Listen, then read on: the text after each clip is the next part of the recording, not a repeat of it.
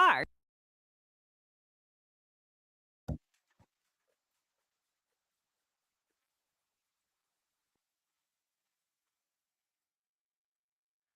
Good morning, Lincoln, Nebraska. Happy Husker Homer Friday. Welcome to the Morning Hookup.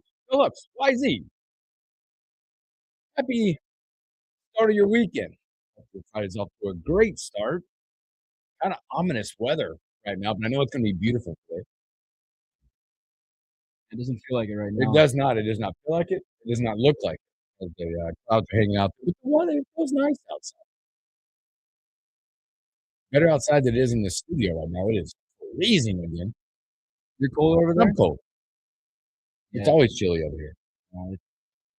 It's not in there. We always talk about two different climates. And I feel great. I do have a hoodie on and sweatpants. I feel I do have a hoodie and sweatpants. feel good. It's not great.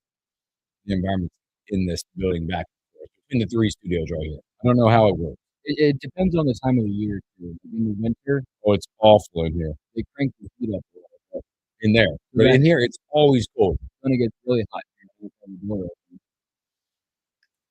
Always cold. But welcome in. Well, It's it's all about adjustments. How many times do you say that word a week? Annoying enough. A lot of Husker talk today. Husker softball, baseball, news and Husker hoops. Now, I have questions on the Husker hoops announcement. I think we brought this up before about playing in the Pentagon in a neutral site. We'll talk about that.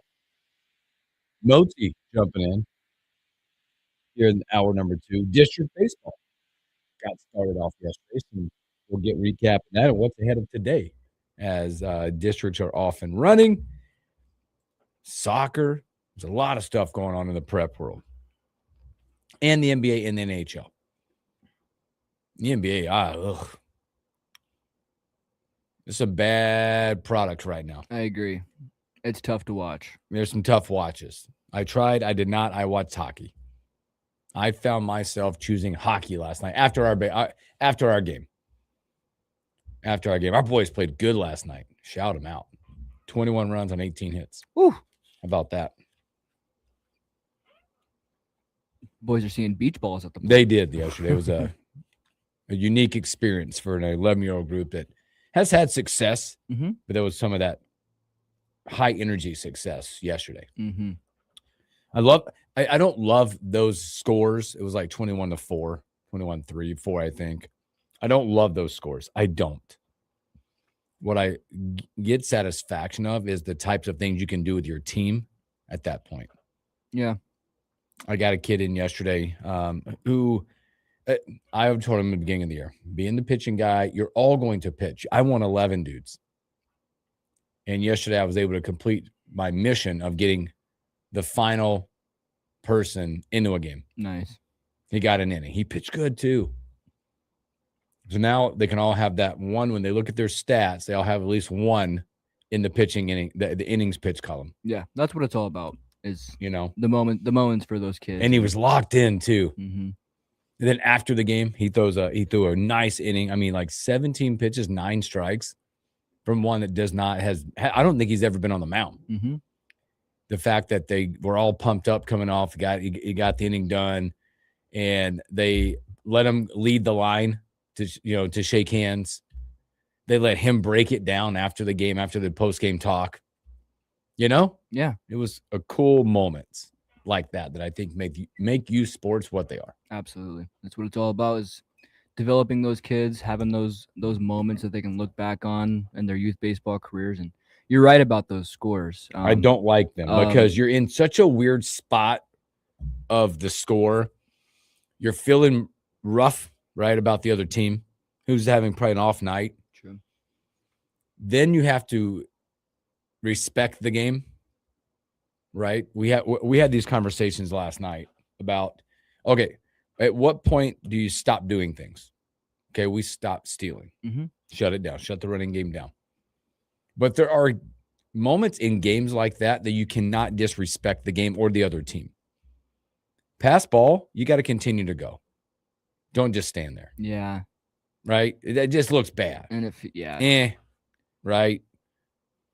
Moments when you're hitting the baseball. Now, you can try to teach your kids not to take the additional base, but we had a ball go to the gap. It was like 17-1. Ball goes dead in left center gap. Triple out of it. Yeah. Got to keep running. Just odd moments, right? My kid was pitching yesterday and was fantastic. I don't say a lot of great things about my kids, but he was fantastic last night in 2 innings, 21 pitches, 14 strikes. But that moment I said, Tanner, you're done. I got to get, we're done because he gave up 1 hit, 1 run. He probably wanted to stay out. He wanted to stay out, but you had to talk about those moments. Yep.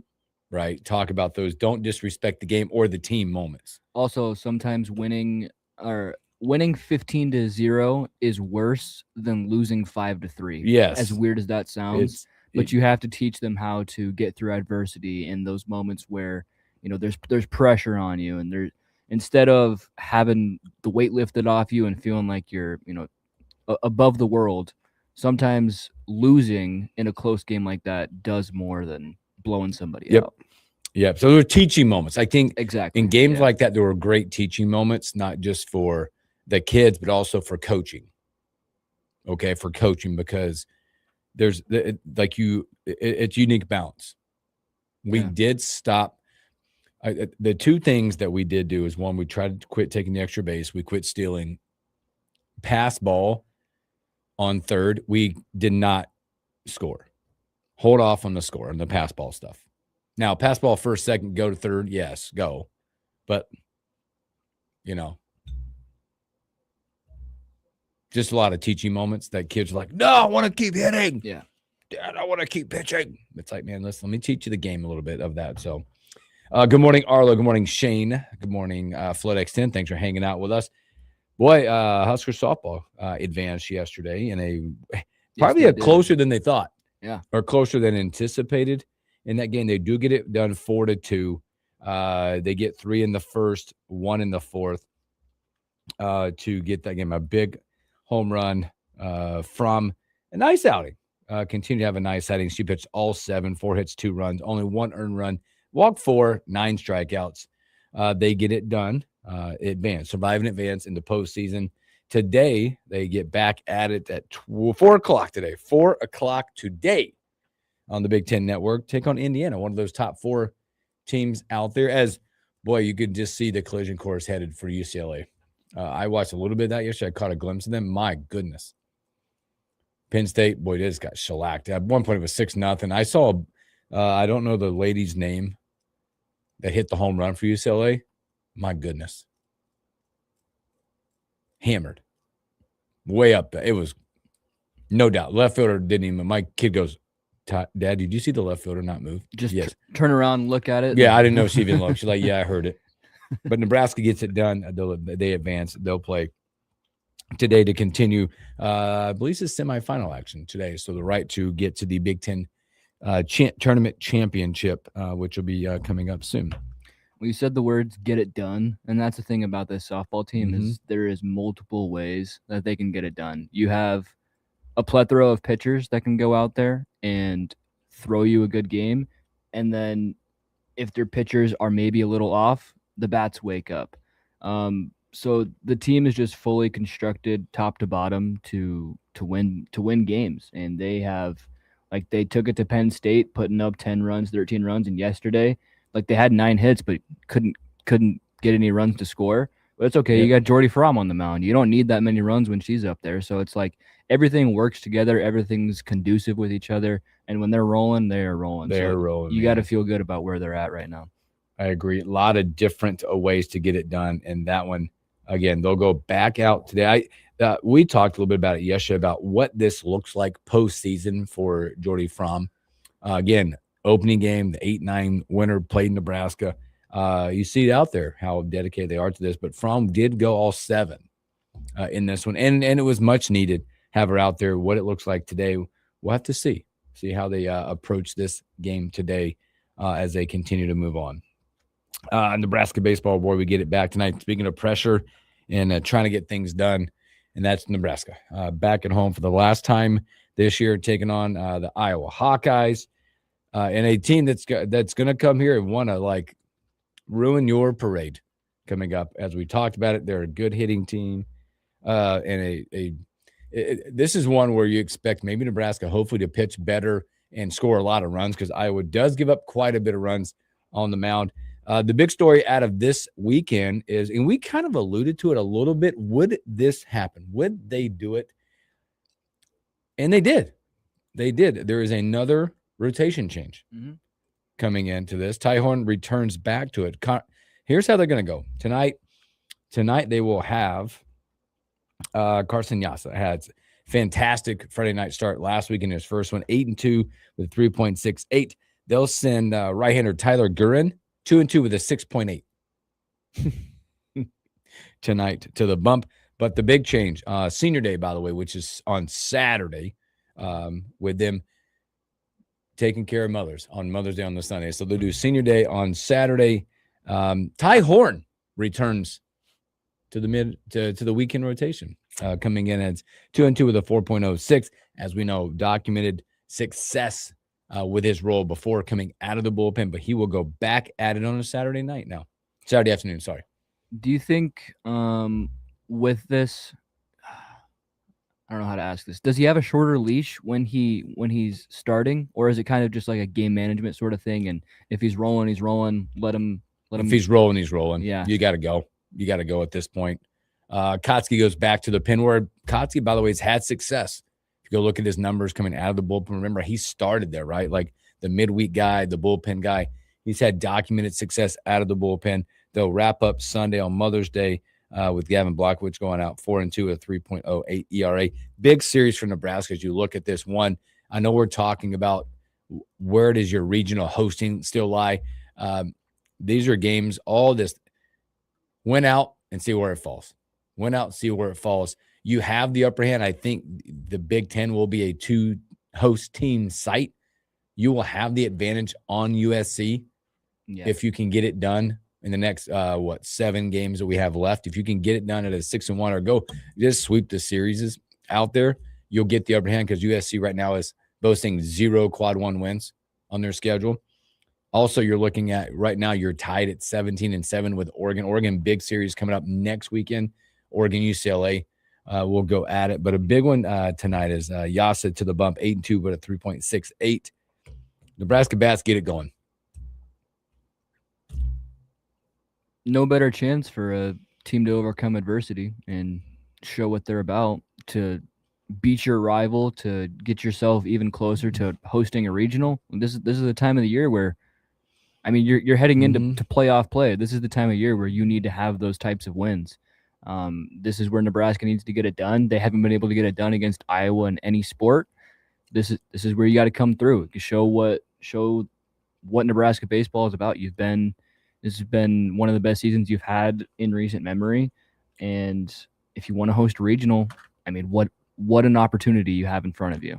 Yeah, you don't want opportunities like this to slip away in the current landscape of college baseball.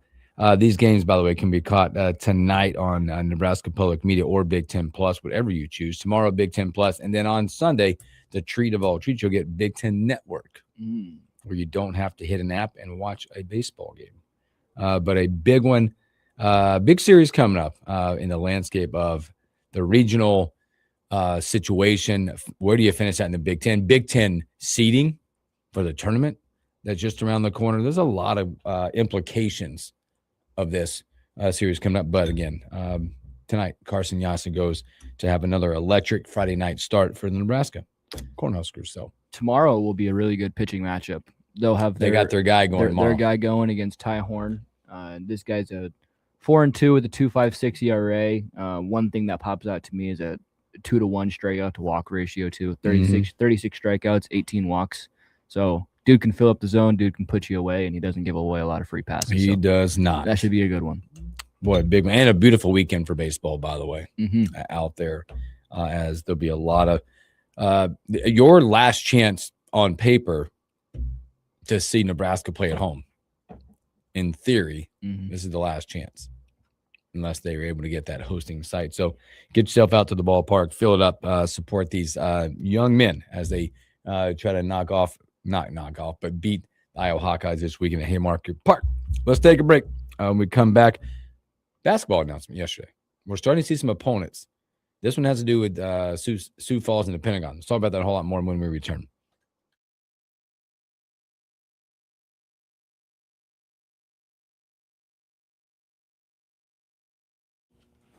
Shane, thanks for that, man. Yeah, he pitched well last night. He had a good night. We had a stay. I don't like to toot his own horn. Yeah, but he pitched well. He pitched well. He had a really good night. He had one. You can talk good about your kids. I know. He pitched well. Okay. It's hard because the pitching guy, and I got to name the kid the starter, and he pitched well. He's 2 for 3 at the plate. He did something finally for the first time all year. I'm more proud of this. That was our 10th game. He did something last night he hadn't done yet. Struck out. 10 games, and he finally got his first strikeout at the plate. And it's weird. It's weird. He's a contact guy. I mean, he's hitting. Like it's weird to say it's good that he struck out, but he needed it. That's what it's about. Those learning moments. Yeah. He was pretty beat up about it. Like, it was fun. I'm like, dude, that's baseball. You're gonna strike out. Strike out, man. I just remembered last year how many times we harped on 2-strike hitting. And, shorten up. It's a lost art. Get bigger. Shorten up. There's got to be a physical change. And you could literally see these kids doing like the oh shit swings, like just trying to make any sort of contact, get a foul ball. And I'm standing over on first base, like kid hits a foul ball. I'm like, yes. And coach, keep fighting. The kids in the dugout are like, what? I'm like, he fouled it off. That's exactly what we've been teaching. That means you kids are learning. That's what it's all about. Keep going deep in counts. Yep. Spit on the good pitches. Yep. We had a lot of those moments. With the 11-year-olds, my conversation with them afterwards was about sharing information and understanding the flow of the game. Yeah. They're pitchers are kind of dumb at times, okay? Mm-hmm. I pitch, we're dumb.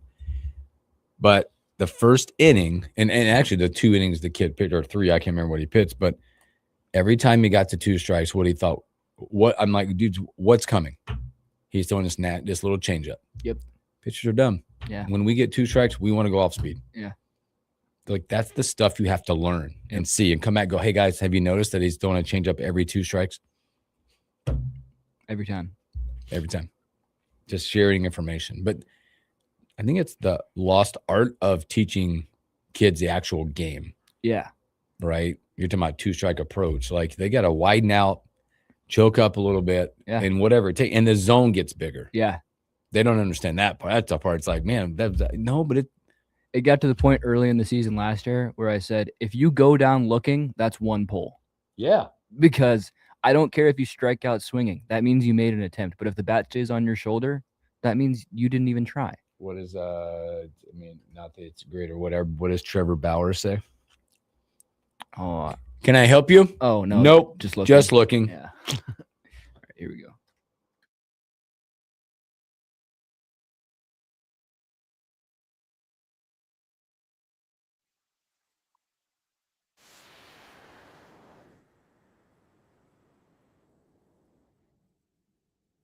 No. Welcome back to the Morning Hookup. Happy Husker Homer Friday. Yeah, you guys join us in the stream if you ever get a chance to. The Morning Hookup, YouTube, Facebook. Check us out on Twitter, PFR Radio. Join us. A lot of time. We were just talking about. We talked a lot of youth baseball. By the way, we're also coming up in a week or so. I don't know the time yet. We're gonna have Joe Fagler and guys from San Jose come out. Oh yeah, and hang out with us. Nice on the show. They got a lot of great events going on out there. Joe Fagler's a great guy. Great guy. I talked to them yesterday. There's a lot of great events they're going to come on, and we're going to help them promote those events. Very busy. Dude has a lot. Yes. They're doing a lot of great things out of San Jose for not just the baseball softball community. I won't give it away, but there's other stuff coming out. They've got this cool little league going on in that little small field, 6 and 7-year-old league going on. Yeah. That's so cool. Yeah. Right. It's really cool. The Lincoln youth baseball is really expanding. It has turned up for sure in the last couple of years. And it's good to see because the Sandhills fields, you can do so much with that, and there really was. I mean, there was maybe a couple fields around the city that you could use, and a lot of them are beat up. You really got to take care of them. But now Sandhills just gives everybody so much more opportunities. Well, that I think it just shows the investment into youth athletics. Yeah, we've had other ones come in and do it. Kinetic Sports Complex come in and really bolster the basketball scene, the volleyball scene, and what we do around here. And it's just that investment into youth athletics. Mm-hmm. And also you talk about, like, we always talk about, like, Nebraska recruiting, keeping kids home. Yep. Those facilities, what they do, how they do it, keep kids in Lincoln. Oh, absolutely. Not to dog everybody else, but it keeps kids in Lincoln. I mean, we all know there were kids leaving Lincoln and going to Omaha or wherever else. Better facilities, better blah, blah, blah, whatever. And Lincoln is finally. Now, not there yet, but they're doing a great job. So at some point we will have those guys come on and hang out with us on that. Speaking of an event that has turned into a tradition for Nebraska basketball, the return trip, Sioux Falls, South Dakota. We have an announcement. We have a team that is willing to come play. It's Boise State. Sunday, November 15th, to play a neutral site game. They did, by the way, they faced Boise State a couple years ago, if you remember, out in Vegas in the Crown. So we'll check that out. This feels like, again, I know they got an opponent. It's a power opponent. Nobody wants to go play there. Not dogging Boise State. It's a tough gig to get a reputable opponent. And I'm not saying they're not. Just based on what that crowd's going to be. We call it neutral. This is a home game. Oh, absolutely. For Nebraska. It's another version of Nebraska Cincinnati at Arrowhead. Mm-hmm. Yeah. Which makes you believe, what's the best opponent we've had there so far? We've had Oklahoma State, St. Mary's, Oklahoma. Was that Oklahoma? No. Oklahoma, yeah. Was it New Mexico the past year? New Mexico. And now Boise State. Probably St. Mary's. Are we 3-1 there now? That what it is? 3-1, 4-1? St. Mary's on one we've lost. Yeah. They were a good basketball team. They're always fundamentally sound. Tough, yeah. Boise State's like, they're like meh. Yeah. I mean, they'll give you, 20 and 14 in a regular season, and it's just the Mountain West Conference. You don't see teams like you see in the Big Ten. So I don't know. I guess we'll see. But I mean, it's a power conference team. It is. That helps, I guess. They're coming off a 20-14 season. They tied for 5th in the Mountain West Conference. They have made 5 straight postseason appearances, including 3 NCAA trips. That did end this past year.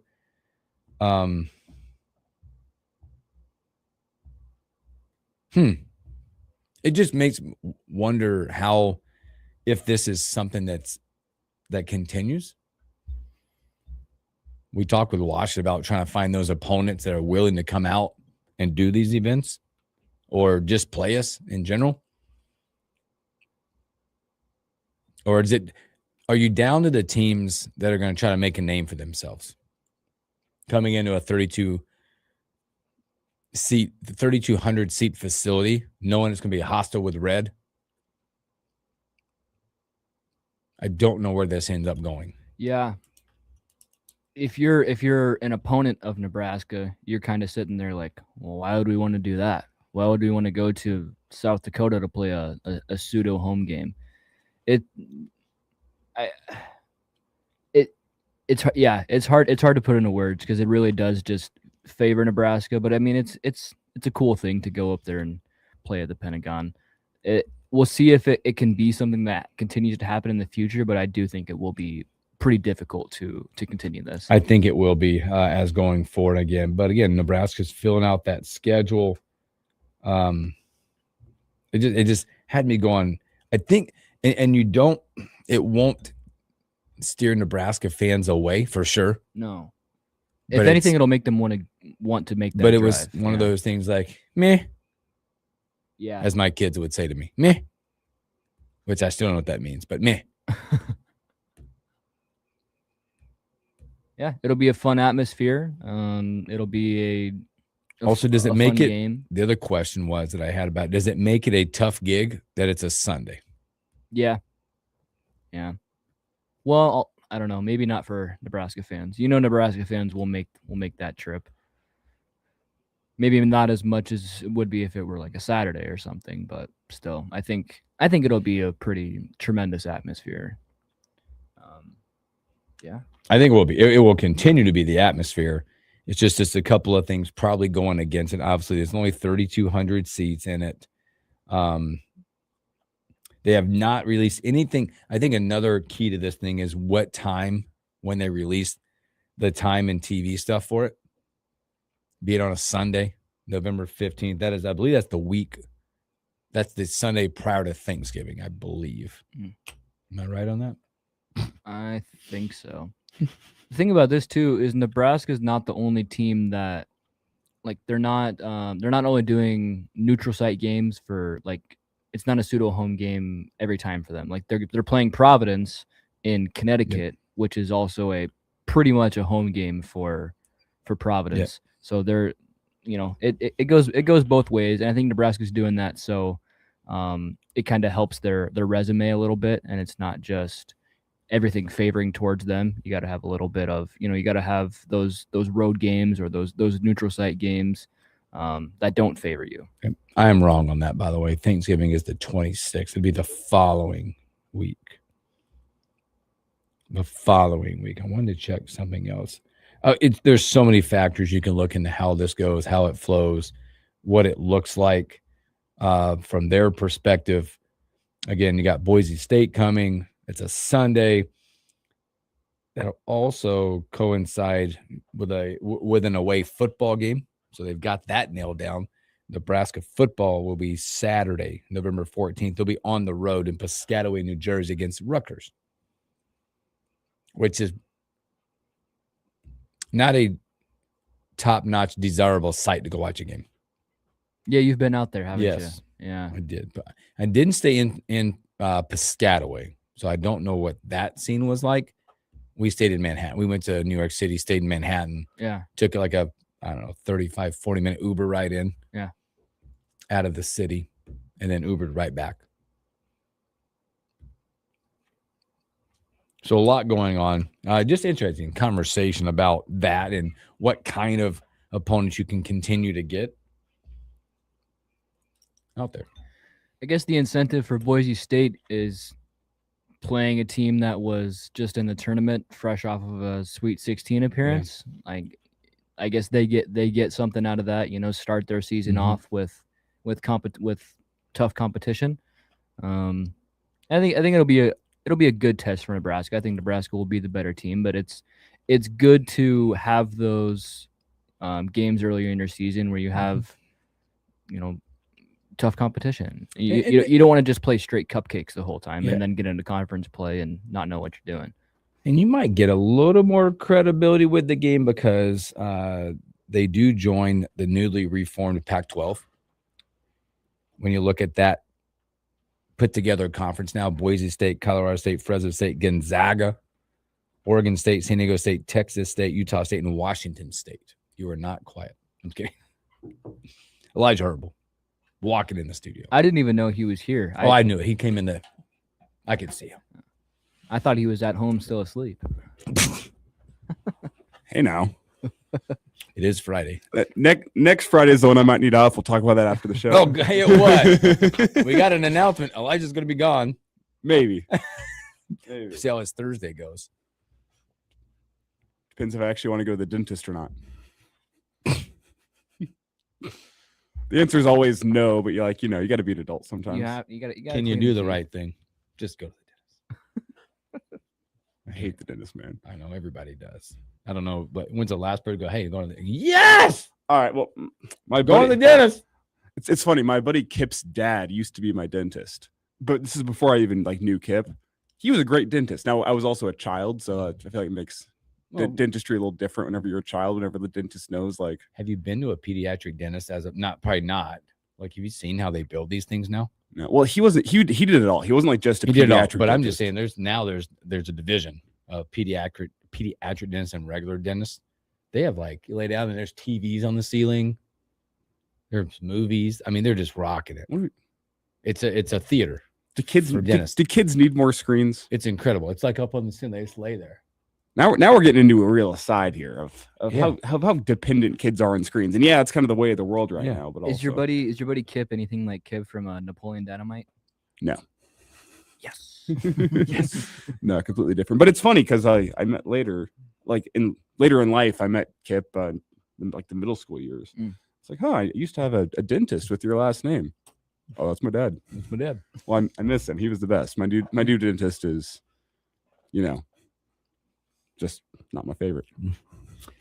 Elijah hanging out with us back on the morning hookup this morning. Don't tell my dentist I said that because they do hold the sharp tools next week whenever I walk in there. They're listening. They'll get a little closer to the gums this time. Hey, quick thoughts for you before we take our next break. We had a few conversations and we'll get back to baseball. I'm going to go to baseball in a little bit and go back because we said maybe would it happen, and it did with the rotation. It's interesting. We'll get to that. But Husker Hoops, they announced Boise State. I had questions. The event will be the event for sure.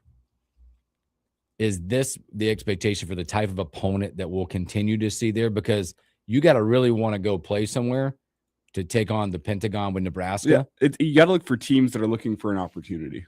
That's the way you're at here. That's what we said. Boise State they get a team fresh off a Sweet 16 appearance. Yeah, it's teams are looking for an opportunity. You're not going to get a power. We're not getting a power there. Kansas ain't going to the Pentagon. Nope. The only way you would do that, the only way you could pull off a Kansas, let's say it's a Kansas, if you say tickets are divided evenly. Which 1,700 apiece, whatever the number is. That's the only way you get it done. Part of that takes away the appeal of why Nebraska wants to go play the Pentagon. Yes, but that's the only way you'd probably get somebody to go there. Also, question being, it's a Sunday. I think Nebraska still goes. Don't get me wrong. They're still going to go up there and party like it's, whatever. The Sunday intrigued me as well, that it was a Sunday. Now, probably staying away from Nebraska football. They're at Rutgers on that Saturday. Because it was a bye week last year, correct? Yeah. I'm making a basketball decision, by the way. Well, and that's I'll see you on Monday. That's kind of a reality with Husker fans out there. There's going to be fans that are saying this fall, hey, I could travel for my Husker road game this year. I could save up and go to some extra Husker basketball games this year. Well, there'd be a lot of discussion there. And the conversation will be, because, again, that's a real conversation about Husker football travel this year, coming from one that's I've done it, I think, 25 road trips now. I looked at the schedule this year, and we always go with our friends, our best friends. Not doing one this year. Nothing intrigued me. I've been to Oregon. Yay. Is it worth the trip or no? I have some friends that want to go to Oregon. Yes. You got to, what I would suggest, because there's wine country out there too. Big Pinot wine country. A lot of Pinot wine vineyards out there. Yes. Oregon, wine and weed. Yes. I just said yes. I didn't say let's go. But yes, there's a lot of good stuff to do out there. And yes, their facilities are top notch. I would suggest it. We've done it. Yeah. I told you I did it before. My best friend from high school lives out there. He punted for Oregon State. We did the double dip. We got 2 Division I high football games in the same day. Oregon, Nebraska, Minnesota, Oregon State. Saw them both. Yes. Champaign, not exciting to me. Especially because I think that's November 7th. There's a good chance that might be November 6th, Friday night. Yes. Doesn't intrigue me. Your 2 options for a Friday night game, which kind of ruin the travel for a Husker fan, are, I think, Illinois and Michigan State, and I'd put my money on Illinois right now. Yep. I've done the Rutgers thing. It's fine. No, I didn't say stay in Piscataway, stayed in New York City. Okay. Real quick thoughts and then we're down to Iowa City, which it's holidays. No. Oh, Iowa City, Black Friday is a fun one to go to. Yeah. So we are. Can I say, yep. if you get the chance, it's great. Leave your family early on Thanksgiving, get away from all that stress, make the drive to Iowa City, spend the night in a hotel, and then you just spend Black Friday in Iowa City. And hey, depending on what time the game is, you can be back by Friday night. And then East Lansing didn't jump off the board to me. Oh, either. East Lansing sucks. So we are actually going. We're going to take a road trip on an away weekend somewhere with a beach, and then we'll watch the game. Lame. That's what we're doing. I'm not a big beach guy though. But back to Oregon, Autzen Stadium. Thoughts on Autzen? Incredible. Stadium? Yeah. Great atmosphere. It was a lot of fun. It was a lot of fun. Very loud. Very loud. Cool watching the the duck come rolling out on the motorcycle. Yeah, it was cool. We were there the year that we tried to come from way behind to almost win. If I was to power rank the road venues, like this year's schedule, yeah. If cost is no object for anyone out there, I put Oregon at 1. Now the problem being the fact that you might get blown out in that football game. We shall see. Maybe that's hey, lock that in like when September rolls around. How many people are thinking that though? When you look at the schedule, this schedule has been talked about a lot and scrutinized, and it's frustrated that football team so far. As you can hear Coach Rule talk about it, but we know the schedule. How many of you will think like right now, if you're a Nebraska football fan and you want to travel, are you going, I think I'll go to Michigan State. We have a chance to win because I want to see something positive. Oregon is not going to pop off on your list and go, you might be making the trip to Oregon just to see the sights, sounds, and drinking. Yeah. The problem with Michigan State, and let me, as somebody who has made the trip to East Lansing, not an impressive stadium, kind of a pain to get there. East Lansing is nice, but it's like the college town. Lansing is not my favorite place. Lansing is kind of scary. And like boring town. Like you're not, there's nothing to see or do in East Lansing, Michigan. I mean, the name itself tells you there's nothing to do. Yeah, the best thing you can do is go stay in Chicago, drive 3 hours up to East Lansing, go to the game, and then drive back 3 hours back to Chicago. That's legitimately your best option. So do not. I wouldn't recommend East Lansing. Does it also this just gets my blood boiling when I start talking about venues like that, or going to we always went to Northwestern in that situation. It gets your blood boiling when the crowd gets there in the second quarter and you still get beat. Yeah. That's infuriating. So it was the Mel Tucker year I went out there.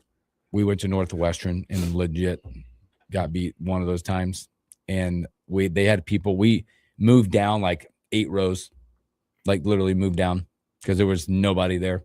Third quarter, legit the third quarter, this family of 5 showed up and said, hey, you're at our seats. They stayed for a quarter and left. Oh, we lose. So there's a lot of those decisions are happening this year for the football travel because you're going to make basketball decisions. Yeah. I would say, though, to wrap this conversation, I'd put Oregon probably 1A and Iowa 1B. Everything about the Iowa trip is great because it kind of harkens back to old Big 12 days where you can make the trip in a day. It's only a 5-hour roadies. You can hop in the car. Problem being, it's usually pretty stinking cold. And the history of the Iowa series is not great in recent memory. But Iowa City, actually an enjoyable little town to go visit. Kind of, honestly, kind of Lincoln-like. Just with how they're set up, the proximity of the football stadium. It's a college town. In the proximity of the stadium to some good things to see in the area. Iowa fans are going to be Iowa fans. But I don't know. I'm not too worried about like there being violence outside the stadium. Like Iowa fans are prideful and they don't like Husker fans, but they're also not going to be mad that you've made the trip. Kinnick itself, from the outside, not all that impressive, but on the inside, honestly, a decent little stadium. Iowa trip, I think, is up there. Illinois, I've heard bad things about Champaign. Rutgers is, if you want to see New York City, cool. But other than that, I mean, you and your friends are going to be the only people in the stadium. Yep. I think a lot of those venues you're talking about in this year's schedule is missing the college atmosphere of going to see a college football game. Iowa has it's everything else around Iowa, yes, but it's everything else around it. Oregon, fine. So I'd like to make it's my bucket list is to go see. Well, I shouldn't say all the Big Ten stadiums, all the good Big Ten stadiums. So I can throw Maryland to the side. I don't really care about Maryland. So that's actually pretty cool. Okay, I think the atmosphere is cool because if you like history, you just stay in DC. Yeah, I love DC. We did that trip and it was awesome. Like we stayed literally like a block and a half from the White House and did all the stuff. And then we just Ubered into College Park, which they had a pretty cool outside kind of like a tailgating scene, was pretty solid out there. So I encourage you to do that. I want to see the new Northwestern Stadium. Yes. I didn't care to see Ryan Field, but I'd like to see the new Northwestern Stadium. Seen Michigan State. Been to the Big House? I've not been to the Big House. I've heard it's overrated. It's overrated, but the tailgating scene is not overrated. Okay. It's incredible. That part's incredible because you're in a neighborhood, you're parking at like the junior high or high school, can't remember. Legit tailgating scene. The Big House itself experience, underwhelming. It's like the time I went to Notre Dame. Underwhelming to see a football game at those two places. It's kind of how I felt. Yep. Wow. I saw Andrew Luck play against Notre Dame. It was underwhelming. I felt the same way about the Horseshoe, Columbus, for Ohio State. That should be noted, an unranked and not very good Nebraska team was giving them hell. And that could also be a reason why the fan base was kind of sitting on their hands. I thought it was quiet in there, but the tailgating scene, as you kind of talked about, was awesome. Kind of felt Husker-esque with how they handled their tailgating scene with all the people parked around the stadium with their little easy ups going. It felt Nebraska-esque. Lots of things about that. Too. I think a lot of fans, as we'll take a break here, I think fans, because I'm going to be making these decisions this year, is non-football travel. I want to see the basketball schedule because now that this team has, hopefully you see them turn the corner and they're going to be maybe a mainstay in the tournament with 76 teams. Where can I go to a good basketball venue and watch? Went out to Cali last year, saw at USC. Tell me I get to go to Assembly Hall again or something like that, and I'm going to make some travel plans to go take the kids out there. I'd love to see Assembly Hall. So there's a lot more thoughts here. So, all right, let's take a break. We'll come back with This Day in Sports.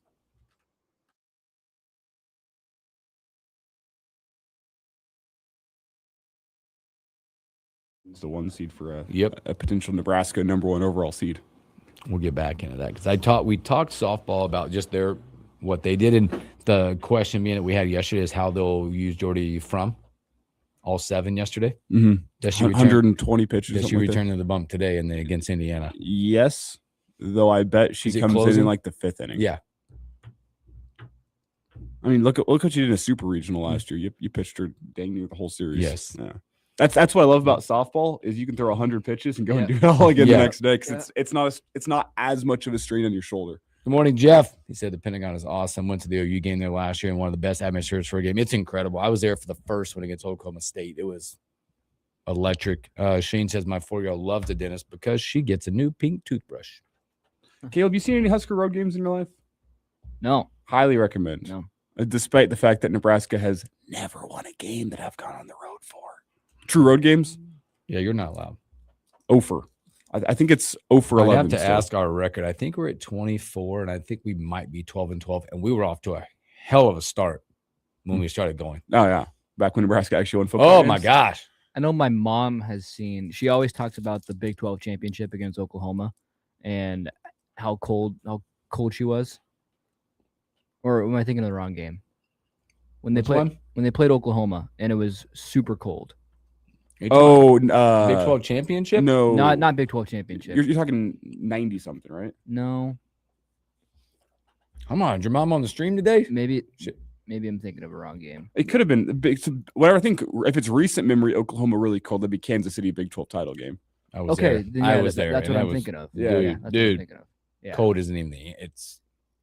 My dad went back to the vehicle with one of his buddies at halftime to go warm himself back up, and the buddy stayed in the car while he went back. His buddy had a few too many, but it was my birthday. My wife was, let's see, I'm just backtracking a little bit. Let's see. That was December 2nd or whatever year it was. January, March. She was about 5.5, 6 months pregnant with our first kid. And I know for a while my sister and brother-in-law, like every year they would do Nebraska, Iowa and flip-flop. Like if it was at Memorial, they'd go. If it was in Iowa City, they would go. And they said it got too cold that like those 11 a.m. games on Black Friday. Oh, they're so cold. There's some of them where it's not even fun because you're just shivering the whole time.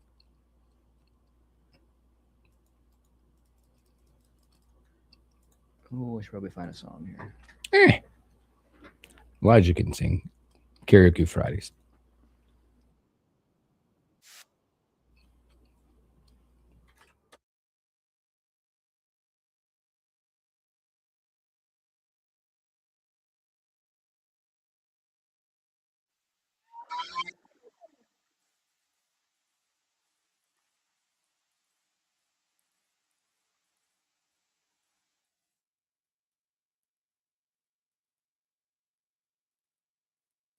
Welcome back in the Morning Hookup. 2 moments left in a fast-moving first hour. Thanks for hanging out with us. I'm going to help you out. I love this. Today in sports, something the Mets can't do anymore. That's win because your Rockies beat them last night. Mm-hmm. 1996. Go ahead, grand slam. 1996, Dwight Gooden wins his first AL game. Even Tigers 96. Mets can't win anymore. They are bad. Oof, did you guys see? Boy, they are human. I don't know if you guys watched it. I watched it this morning and I had to rewind it because I'm like, this cannot be possible. Reds Pirates. Reds Pirates? I don't know. Who the Reds Pirates? I don't even know. Cubs. Yeah. Bases loaded. You ready for this? Bases loaded. Ground ball to third. He steps on third. Throws it home. Go tag. Catcher just steps on the plate. Yeah, I did see this. Yeah. No tag. Are you kidding me? You are a professional. The way the umpire looked, kind of like He moving went around and I don't know what to do with my hands. One of those ones as an umpire, we go like, Is that real? yeah, like, wait, no, the fuck can be made that big mistake. I must be in the wrong. No. There's no way I can be. We went like this, and it's like, yeah. Cubs fans were going nuts. I just had to read. I'm like, wait a minute, that happened. Let's see what else is out here. Ooh, today. 1967. Woo, 6 Muhammad Ali was indicted for refusing to go to the U.S. Army. Ooh, good piece of history. 1973. Ernie Banks fills in for Cubs manager Whitey Lockman, who's ejected from the game, becoming baseball's first ever African-American manager. Whoa, Mm-hmm. nice. Bit of a technicality there because he just did it for a game, but it counts. In 1984, Minnesota Twins Kirby Puckett debuted with 4 singles in his debut. That hurt me to say the Twins anything. Crazy. In 1996, Dwight Gooden wins his first AL game. Mm-hmm. It's at the time the Yankees beat the Tigers 10-3. Got some birthdays out here. I wrote down. Happy birthday, Bill Cowher. 1957, 69 years old. A former Big Ten coach. Lovey Smith, happy birthday. And maybe one of the hardest hitting backside defenders ever, Ronnie Lott, happy birthday. Pause. I know. What defender? I had to keep going. I kept going. Had to keep going. Back, jeez. Do that to me now. I'm red in the face, I believe. It's good stuff. Coming up, we have Jeff Modes. We're going to get back into Husker baseball. And we got to softball as well. And softball because there was other parts of the softball world yesterday that opened up a door for Nebraska. Mm-hmm. That's a big door. I don't think they need it, but it'll help. When you look at maybe when they're when they host the regional and the supers and all that good stuff, what that means with some things that happened yesterday. Because they got a big one today. I think they got a couple big. I watched a little bit of the UCLA and Penn State game last night. Just I have watched Nebraska softball. I have not watched any other Big Ten softball. UCLA is pretty good. Oh, yeah. Oh, yeah.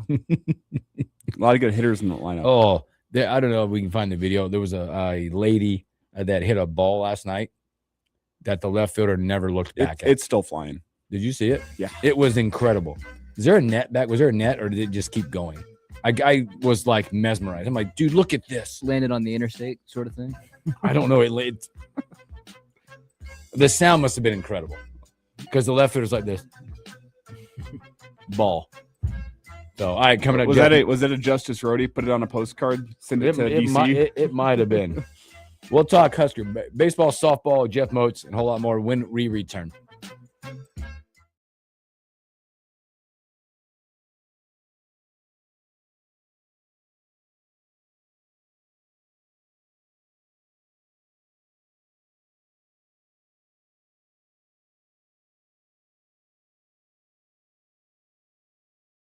Time outdoors with our impressive selection of patio furniture, whether relaxing in style or adding color and beauty to a backyard space. Trust Menards to help you make this Mother's Day just as special as she is. Plus, check out our weekly flyer on Menards.com.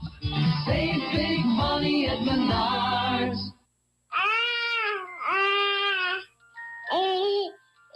To some people, the sound of a baby babbling doesn't mean much. But that's not necessarily true. By 6 months, they're combining vowels and consonants. By 9 months, they're trying out different kinds of sounds.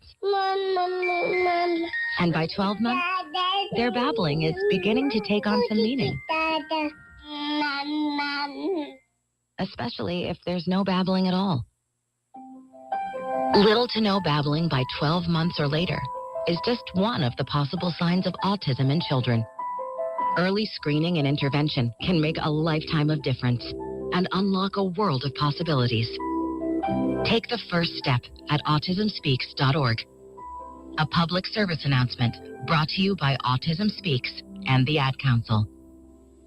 Millions plan for retirement online. Estimate your future benefits, apply for retirement, and manage your benefits all from the comfort of your home. And give yourself the freedom to do what you want offline. Social Security's online services help put you in control with secure access to your information anytime, anywhere, allowing you to spend more time with family, friends, or simply just enjoying the day.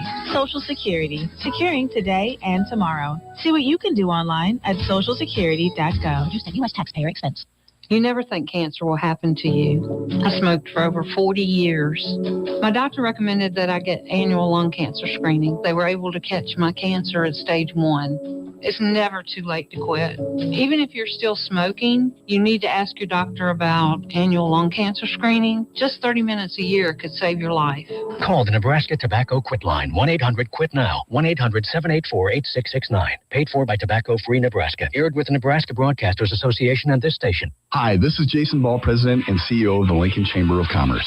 With summer approaching, the Lincoln Partnership for Economic Development is excited to kick off Campus LNK, a program designed to connect Lincoln interns to the community, offering them a stronger sense of what it's like to live and work in Lincoln. Campus LNK connects Lincoln's interns from diverse industries, backgrounds, and hometowns with engaging events and networking opportunities. The goal is to make their out-of-office experience just as enriching as their work experience. This year's events begin on May 29th at Sun Valley Lanes, continue with a 3-part Coffee and Connection series, and will conclude with an end-of-summer social. The program engaged over 300 interns last year. It is open to interns across all industries, and there is still time for the Lincoln business community to get summer interns registered. For more information, visit the Campus LNK page on selectlincoln.org under the Connect with Talent tab. Thanks, and have a great week. My teenage son only has one brain, and it'll keep developing through his mid-20s.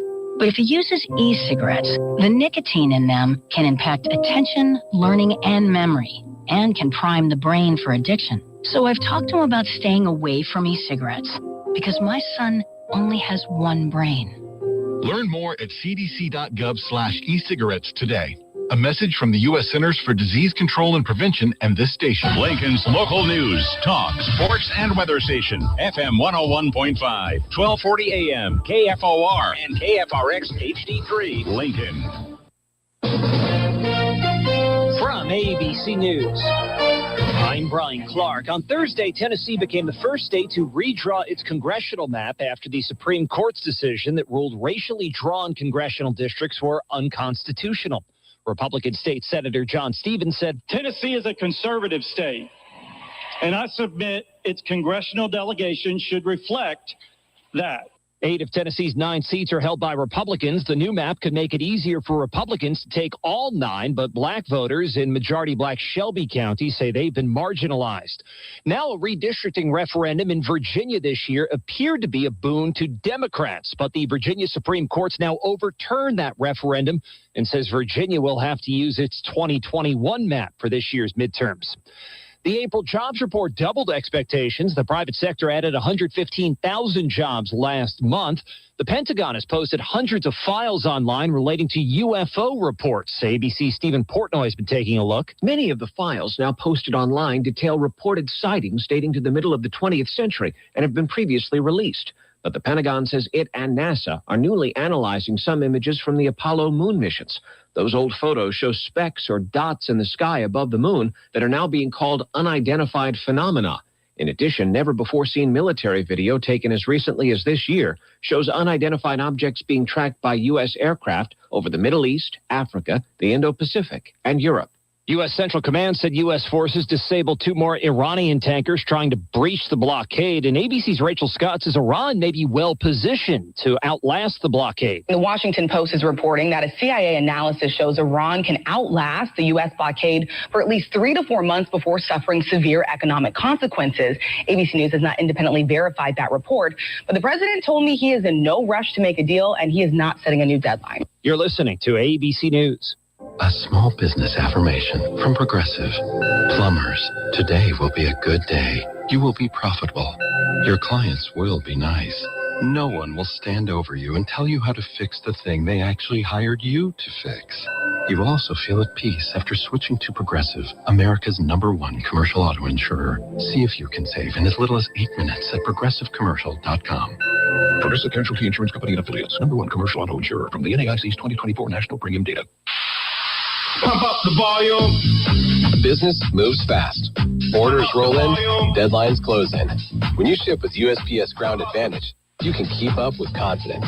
Every package stays in our secure network from dock to door. And with nationwide reach, dependable tracking, and upfront affordable pricing, you get built-in peace of mind. You run the business. We run the routes.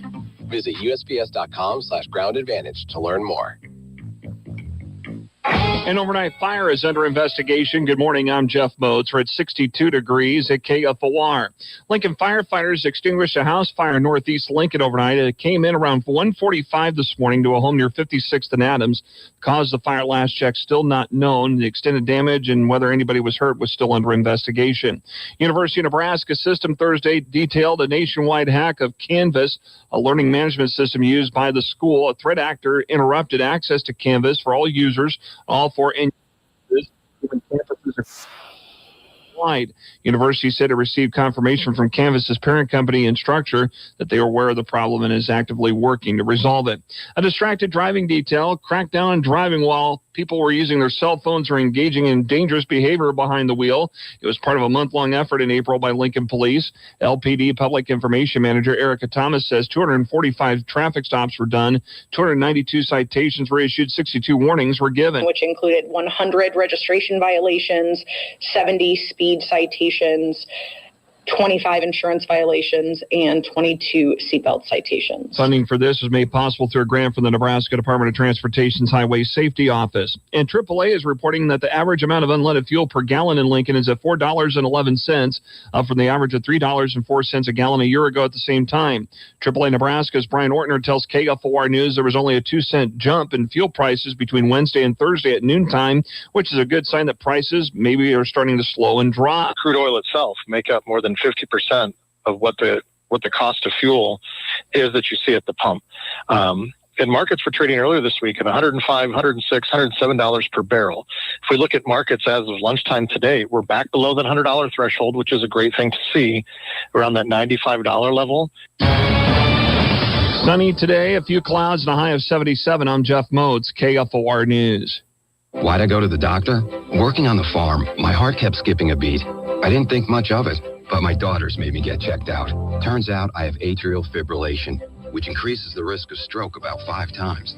Symptoms like irregular heartbeat, heart racing, chest pain, shortness of breath, fatigue, or lightheadedness can come and go. But if it's AFib, the risk of stroke remains. If you have symptoms, contact a doctor. I'm so glad I did.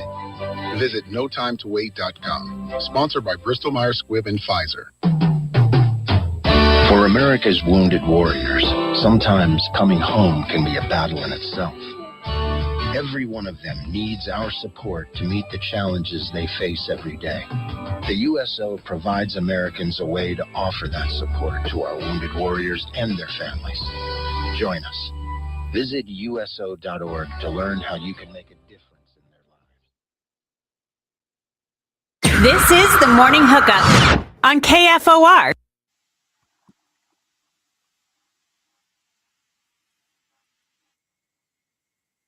Welcome back to the Morning Hookup, hour number 2. Happy Husker Homer Friday. What a beautiful weekend ahead of us. I said last night as we were at the ballpark, the 5:30 start. Finally got some baseball weather. Decent baseball weather. It was a beautiful night. It was. Have you guys had a lot of stuff rained out? No, not a lot of rained out. I've been a victim of my rain, spring schedule umpiring got brutalized by rain this year. I rain and have, storms. I tend to have some bad luck there for whatever reason. Until the summer rolls around. In the summertime, spring feels like this 3 straight years of this now. Spring, I get bad luck with rainouts. Summer, I have 104 degrees and 90% humidity, and I'm out in the field working, which I'd rather have cold than hot umpiring. Cold sucks. Well, yeah. Cold sucks. Some of those really hot days, though, where you're geared up and you got a lot going on. I'm taking the water jug out there and it's half Pedialyte. That's the key. Not full Pedialyte. Just half. Throw a Pedialyte in there, top it off the rest of the way with water. You can drink that all day. It'll be perfect for folks. you. That's Keep the it nice same and cool. ratio for Crown and water. Just half. Okay. Umpires do not do that on the Don't do that on the diamond. baseball diamond. I'm just telling you, giving you if you want to get the ratio look. I'm imagining Elijah out there with a jug of Crown and water as his hydration. Just what it looks like, okay? Half and half. Half and half. I'm slurring my strike call. I'm stumbling behind the plate. You look like a Savannah Banana umpire. Oh, that was good. That was good. But I'm still offended. Oh, boy. Coming up, the Moatsy will join us, the Almanac Jeff Moats, and a whole lot more. But I want to go back. We're going to revisit softball a little bit. Elijah was talking about the landscape. We talked about Nebraska getting it done yesterday. From going out, getting you 7 innings, a lot of pitches yesterday. But getting it done 4-2. They advanced today at 4 o'clock. They'll take on Indiana. But the landscape yesterday changed a little bit for Nebraska. Obviously, right now you look at the whole picture because Nebraska is sitting number 2 in the country right now, number 1 in the Big Ten. You will be hosting a regional. You're going to host a super when you get to that point when all this comes to a head in the College World Series. But the landscape did just change just slightly yesterday if Nebraska can continue and win out in this tournament. Yeah, Oklahoma blew a 5-run lead. They're number 1, current number 1. Current number 1, and the RPI is a little different from the polls. But it's more because of strength of schedule than anything. Oklahoma's kind of run through their schedule pretty well. You look at their record on the year, and they're now sitting after that loss yesterday at 48-8. That ain't bad. I mean, the teams with the records like that, you're looking at Nebraska, Alabama, Oklahoma, Florida, UCLA are kind of like the teams that have similar records if you throw strength of schedule to the side. Oklahoma blew a 5-run lead yesterday against Georgia. They go up 5-0. Georgia storms back and scores 10 and knocks Oklahoma out of the SEC tournament. Could that open the door for Nebraska if they can continue a run? And they'd probably have to go through UCLA. If you win the Big Ten, it changes that, and you're number 1 going into the postseason. There's a chance you're the number 1 overall seed. Yep. Today, 4 o'clock, they got to get it done. Continue to play well, march on. And we also talked a little during the break with, or I guess right at the end of the hour with what do you do from a pitching point of view. I think the comfort that comes whenever you're in a week like this, and also as you look ahead to a regional or a super regional, there is less drop off than a lot of teams have in the country between your ace and your number 2. If it's Alexis Jensen going today, you're comfortable. I think you. Whereas as last year, compared to last year, like in a regional or super regional setting, if it wasn't Jordy going out to the circle, you're like, okay, they are going to need to put up some runs today. It doesn't feel like that. No. Like from a pure ERA standpoint, Jensen is not from, but she generates more swings and misses. Whereas Jordy kind of generates some more soft contact. And don't get me wrong, she gets her strikeouts as well. But Jensen kind of has some wipeout pitches. Obviously not as refined as Jordy with the art of pitching, but you feel comfortable if she has to go out there and kind of put the team on her back as well. I am one in the opinion that this is postseason, and you have got to get postseason experience. And I think you need to run Jensen out to the circle. Yep. Get her that first, break that ice in the postseason, because it'll feel different. It'll sound different. There'll be a little bit, the pressures will mount in this setting. Get her ready. Get her ready to have it, feel it, and then ready to go as you get into a region, because they will both be needed. Get her ready and then take some pressure off Jordy's shoulders too. Yeah. And then she's ready when she comes in. And this is the perfect place to ramp her up in, where it's not the pressure of a regional or a super regional. But there's it's not going to be the necessary crowd, but there's still the winner go home nature that you don't get in regular season softball. So you got that going on 4 o'clock today. It would be a lot of fun atmosphere out there at 4 o'clock. As Nebraska hopes to continue on in the Big Ten tournament. Baseball, real quick. We kind of alluded to it a little bit. We didn't know what this was going to be like, but there's been another rotation change. Yeah. Yasa going Friday night, which I thought he was really good the last Friday, his first Friday start, but then insert Ty Horn back into a Saturday role, into the mix. Blakovich out. Kotsky back to the pen where he's had documented success out of the pen. Yeah, or as that kind of midweek guy. Yep. That's where he started at. On one hand, I don't like that you're at this point in the season and you're still jostling around your pitching rotation. You would like for guys to be settled. But if you want to be a glass half full optimist, once you look ahead to like a potential regional, pitching rotations tend to get jumbled around anyway. And maybe if you want to be the optimist, you can look at this on the bright side and say, man, a pitching staff that is used to pitching in different scenarios throughout the season, different weather conditions. Because like, hey, if you're the Friday night guy, you're not used to pitching a 2 p.m. game on a Saturday, which sometimes teams will save their ace, their Friday night guy, for that Saturday afternoon game, because that's the more important. If you're a 1 seed, it's more important than the 4. That's what I was doing tomorrow, by the way. And you get, well, I think pitchers can speak to this a little bit more, but weather conditions, not just is it hot, is it cold? We're talking dew point. We're talking air pressure. We're talking all these things kind of change how your pitches move. That's why when you hear some guys talk about whenever those MLB guys, they threw a no-hitter, they threw a perfect game, they can just say, for whatever reason, my pitches were just working that day. That's the reality of pitching. Is there's some days where you have it, you don't. There's some days where the weather conditions will help you and you don't know why, but it gives you a little extra spin on your breaking ball. It gives you an extra drop on your 2-seam or your sinker, whatever it may be. I think it helps. I shouldn't say it helps. It could help a pitching staff to learn how to pitch in different conditions, different environments, different times of day. That being said, I still wish that you had a little bit more of a solid rotation going into a weekend, because you have the arms. Katsky has shown it this year that he can be a guy that comes in and gets the outs. Blackowitz as well. Yas has been consistent all year long. Ty Horn has come out of the bullpen, and he is, I don't want to say look like a different pitcher because you've seen it in flashes, but he looked different than he has this year in terms of the intensity, the fire, the competitiveness on the mound. Yeah. Like you've seen the guys, all of them, the 4 guys, go out there and perform for you. Just for whatever reason, it feels like as of late, you haven't been able to find a way to get them to all work together in roles that suit them well. So you wish you had that set before, but I think that is the place of encouragement is you've seen all these guys go out there and perform. Can you put it all together before the postseason play actually begins? Again, something to watch as they will go tonight. Yasa, then they'll go Horn, and then they'll go Blackowitz there. And again, you'll see Kotsky a lot, I believe, in this series as needed as well. And their NBA last night, Pistons take a 2-0 lead. That thing comes down to this. You're getting a really bad James Harden in the playoffs. Yep. Is he 9 of 28, I believe I've seen. He's bad. I think you can also add the Pistons play as tight as the Pistons played to start their series against the Magic. They have flipped a switch. They've come into their own. They woke up as the 1 seed as they got pressed. I wonder if part of that's Cade Cunningham getting some playoff experience, figuring out what he needs to do, because he is the guy that has to be the primary ball handler. And Sorry, I'm using the computer today. Motsi, we're gonna have to beat you on the phone. Motsi will join us here in a second. I can turn it and let they can see you. I need other stuff. I'll be back. No, but man, that Pistons team is just playing different basketball right now. Yep. They're a tough-minded group when you watch them. Their physicality, they held Cavs under 100. And some teams, I think, would have some self-doubt if a team like the Magic got them to 3-1 and they had to make a miraculous comeback, especially whenever you're down 23 points in Game 7.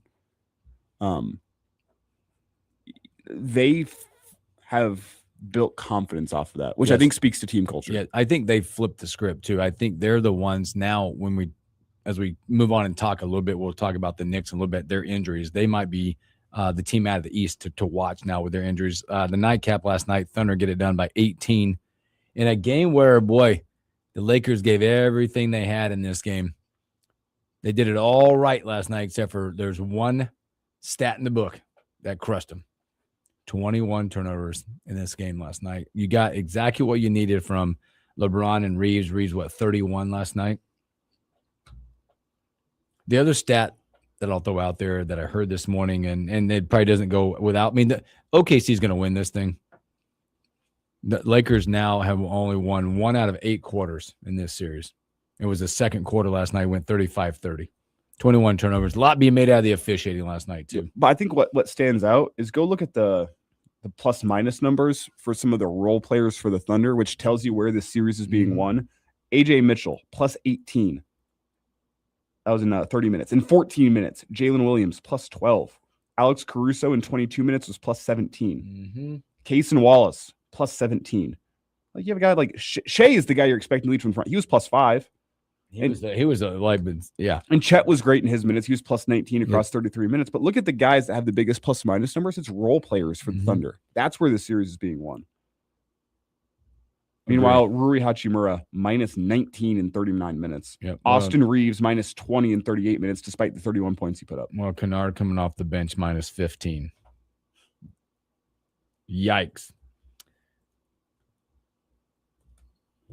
They go down 0-2. Tonight, you get Knicks 76ers, a interesting matchup as what happens. Joe Embiid is questionable still coming to this. But I'm drawing a blank on the Knicks guy. Hamstring. OG Anunoby. Yes, thank you. Questionable, which sounds like that is not going well. I think the Knicks end up getting out of this, but I think him being out for the foreseeable future takes them as not as the favorite in the East. I think it flips it over to the Pistons in this one. Big one tonight as the Spurs head to Minnesota in a 1-1 series. Spurs favored by 4.5 going to Minnesota. So something to watch there out there.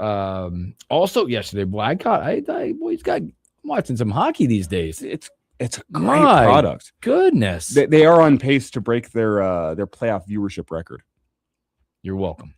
It's all Hooksy. Hurricanes getting it done last night, 4-1. In this one, boy, that Hurricanes team, what I've noticed, you guys know way more than I do about hockey. They're like, does. I don't. They're like, you remember the UNLV basketball teams are running Rebels? The Hurricanes look to run nonstop. They are aggressive. If you see like some of the face-off, they're just flipping the puck up to the top and moving. 2 shorthanded goals last night or 1. I mean, they're attacking all the time. It's crazy. And this thing, Philadelphia tried to take the fight to them last night. Penalty minutes galore in this one, but they go 4-1. If you guys want the best Stanley Cup finals for the neutral fan, Hurricanes and Avalanche, boy. Styles make fights. Yep. Be some fun styles. I mean, you got speed on both of those rosters. You have guys that will skate through the neutral zone, hit a dangle. It's make some highlights, snipe it. Like you made a believer out but of me. Both teams, that'll be the series. Like, hey, the Buffalo Sabres are a good story from a style point of view. I think the Avs would smoke them. I think the only team in the playoffs that would have life against the Avs would be the Hurricanes because they play in more up tempo. That's not the right way to put it in hockey, but they kind of play more exciting, high flying style that I think could stress the Avs at times. Tonight, Canadian Sabres tonight. Sabres had to go up 2-0 in that one. The Golden Knights and the Ducks, they are in Anaheim for that series, tied at 1-1. So good stuff in the hockey world as we continue. Let's take a break. He's ready. I kind of threw him for a loop, but we'll come back with the Almanac, Jeff Moats.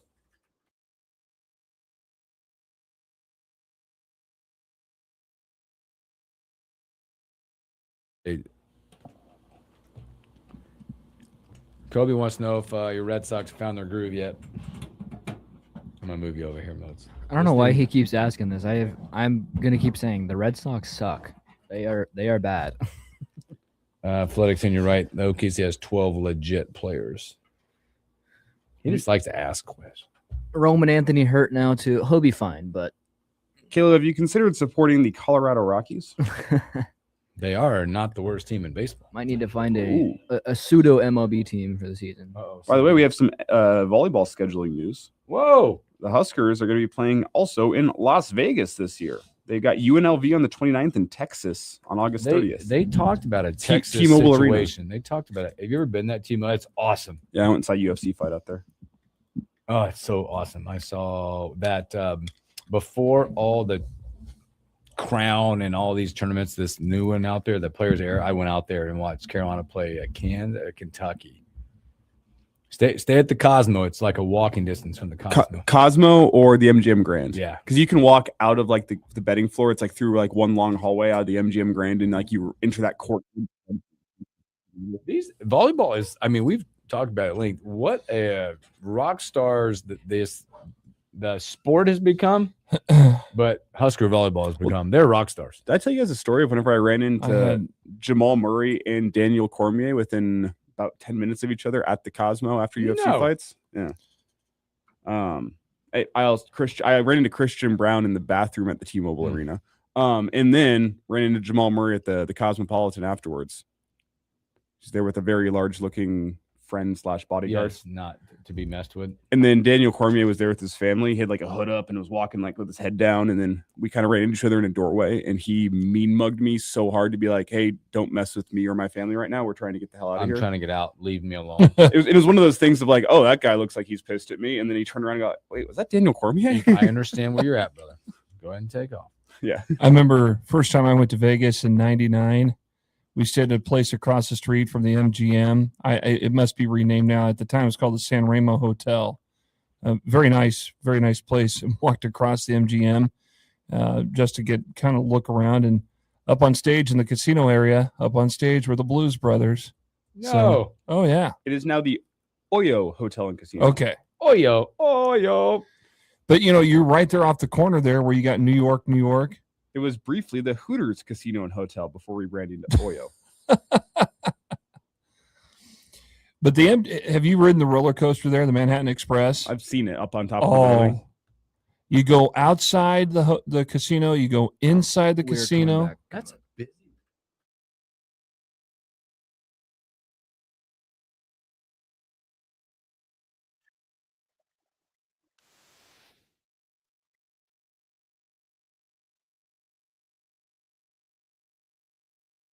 Welcome back to the Morning Hookup. Well, I tell you what, yes, perfect song. As we were in the stream and some breaking news came out, Nebraska volleyball schedule is continuing to heat up. As by the way, they have the Arlington event, Spikes Under the Lights. Yeah, that's on the 27th. That's on the 27th of August. Now they just announced they're headed to Sin City, Las Vegas T-Mobile Arena, August 29th. So against UNLV, and for the first time since the national title game in 23, they'll take on the Texas Longhorns on the 30th. Man, you talk about a heavyweight schedule to start out the season. Vegas. That comes off. When is Wrigley Field? Is that September? I think Wrigley Field is September. I think it's Labor Day weekend. Wow. So you're gonna. Well, you know what? You can fly out of LNK. Oh, they will. You'll take the flight down to Dallas, and then Dallas to Vegas, Vegas back to Lincoln, and then hit Chicago. That's road trippable. Chicago's road trippable. It's a manageable drive. It's 7 hours, 8 hours. Wow. I've made that trip a few times. Rock stars. That's what volleyball has changed the landscape of what's happening and all out there. So and one of the things to note with this is, I think I said this a couple days ago, I'll say it again. There is, I think, a lot more than even folks around here would realize, Husker volleyball fans across the country that do not care about anything else related to Nebraska. They are just Husker volleyball fans that are in California, Nevada, Texas, Illinois. Like Husker volleyball has blown up across the country, especially with young women, young girls that again, they could care less about Husker football. They could care less about Husker basketball. It's the consistency but the Husker of the volleyball team program. is superstars. It's because of the consistency of the program. Mm-hmm. That's why you got such a big following. They are one of the most popular women's sporting teams in America. Well, that doesn't surprise me. Mm-hmm. Coach Cook laid it out there, dream big, and it's absolutely big time right now.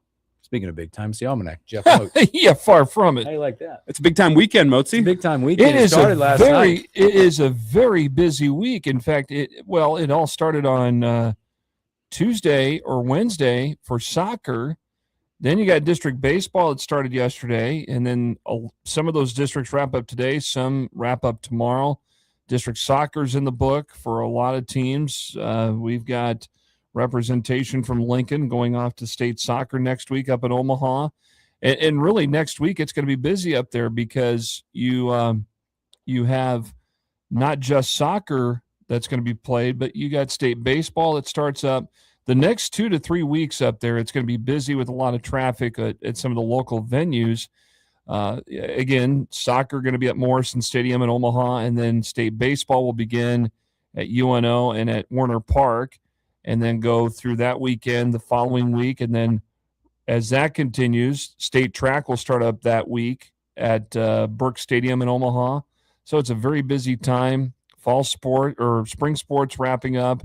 You have state tennis for the girls coming up, and then it rounds out with boys golf. And by the way, congratulations to Lincoln East boys winning the HAC championship in golf yesterday. Mm-hmm. Did you also see Zach Erstad? Yeah. Son of Darren Erstad qualified for regional U.S. Open qualifying as a high school senior at Lincoln East. He went to Omaha Country Club and shot even par. And then he competed in the HAC championships too. Yeah. So they'll have districts getting underway here, I believe, this next week, and then state will follow. I mean, that's wild. They're being a high school senior. And hey, while you're competing in the HAC championship, you're also going and competing and qualifying for the next round of U.S. Open qualifying. Yeah. Wow. That's incredible. Comes from an athletic family. Indeed. So, but we focus our attention. We'll talk more about soccer here because we had our state record holder be claimed in districts here on, I believe it was Wednesday afternoon. But let's talk about baseball. Districts got underway in a couple of districts in Class A involving Lincoln schools. Northeast got a win over North Platte in a pitchers matchup, big time, 3-2 for Northeast, but they get Lincoln East in the semifinal today at 5 over a Den Hardtog in the A2 tournament. Lincoln High season came to a close, in A4, losing 12-5 at Columbus. Lincoln North Star got a 10-0 win over Omaha Bryan in that district opener in A6. B1 Northwest, Lincoln Northwest, that is, won their play-in game with Beatrice, but then lost in the semifinal matchup to Platte Valley, which is the co-op of UTAN, Ashland, Greenwood, some of those schools up there in that area, 9-0. So Northwest season draws to a close. Pius at 10th gets a 5-2 win over York in the semifinal of that B4. Kai Vanis, we've talked about him. Ooh. He went 3-for-4 at the play with a homer yesterday for Pius. Standing Bear still alive. They'll play Ralston in the district championship in B6 today. They beat Gretna yesterday 4-3. Oh, wow. C2. Gretna kept that one close, didn't they? Yeah. And Malcolm won their game in C1. They'll play a district championship today in C1. And then Lincoln Lutheran defeated Holdridge 11-1. The Warriors will play Omaha Roncalli in that final. C5 semifinals saw Lincoln Christian get a 12-0 win over Twin River Thursday. And so it'll be the Crusaders and Elkhorn Mount Michael in the district final there today at Lincoln Christian. The other A districts for baseball will conclude tomorrow. So there's 2 in town, the A2 district with East and Northeast in that semifinal. And then in A3, you got Southwest over at Sherman Field. That's coming up. We'll talk more about that here in a moment. Really quick, district championships in boys soccer. A3 title goes to Lincoln East, 3-1 over Lincoln Southeast. Southwest wins the A4 championship, 7-2 over Kearney. Pius at 10th and B5 wins over Columbus Scotus 2-1. So state tournament pairings will be posted soon. We'll give you a breakdown of what the state soccer brackets look like for next week, and we'll have all that posted up at kfornow.com. But nonetheless, a very busy week. Regular season.